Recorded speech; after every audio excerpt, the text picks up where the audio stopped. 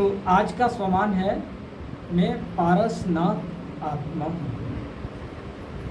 तो पारसनाथ आप शब्द सुनते ही, पारस शब्द को सुनते ही आपके सबके दिलों में, मन में ये बात जरूर आ जाती है कि पारस एक धातु है। पारस क्या एक धातु है। उस पारस धातु को किसी लोहे से उसको अगर टच कर दिया जाए तो वो भी क्या बन जाता है, सोने में बदल जाती है।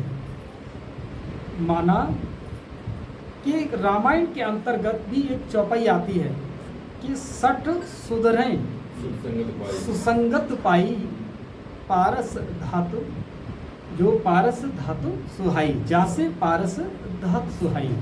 माना सठ सुध मतलब क्या है, कोई एक ऐसा पारस पत्थर जो हम सभी की कल्पना में है, या जिन्हों को मिला हो या जिन्होंने देखा हो, लेकिन हम लोगों ने तो केवल कल्पना में सुना है। रामायण के अंतर्गत भी ये लिखा है कि सठ सुधरें। सठ कहते हैं शत्रु भी, और शत्रु का मतलब दुश्मन। दुश्मन का मतलब ये नहीं है कि कोई हमको मारने वाला कहते हैं। दुश्मन का मतलब है, दुष् कहते हैं बुरा, और मन, जिसका मन बुरा हो उसी को क्या कहते हैं, दुश्मन कहते हैं। और जो बुरे विचार जिसके अंदर चलते हो वो दुश्मन है। ऐसा नहीं है कि उसको मारने वाला हो वो दुश्मन है, या उसने कोई बहुत बड़ा जघन्य अपराध कर दिया है वो दुश्मन है। दुश्मन वो भी है जिसका मन बुरा है। दुश्मन, बुरा मन।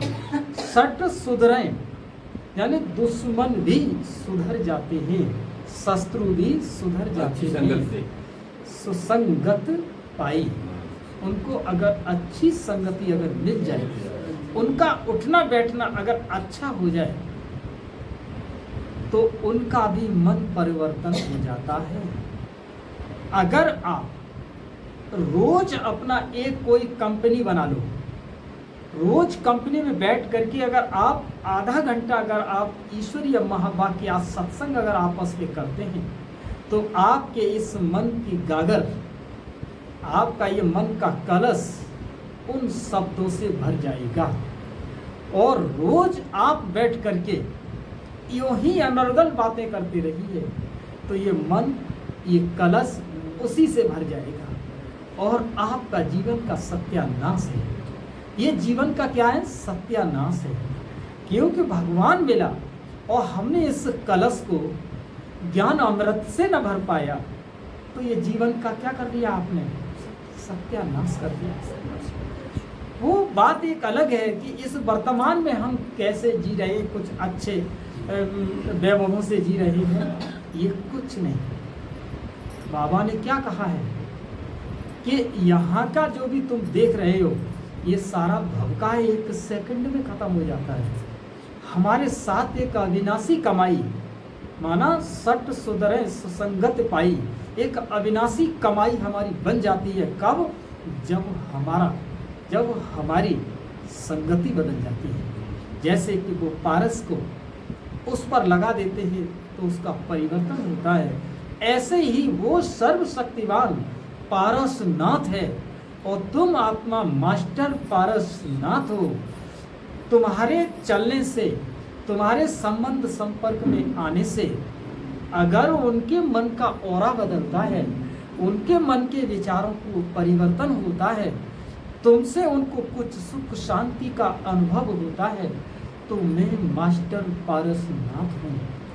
ऐसे संकल्पों को लेकर के जो सभी के लिए शुभ भावना और शुभ कामना, माना वो देह अभान से रहित होकर के इस सृष्टि के इस महान कार्य में लगा ही रहता है, वो निरंतर चलता ही रहता है।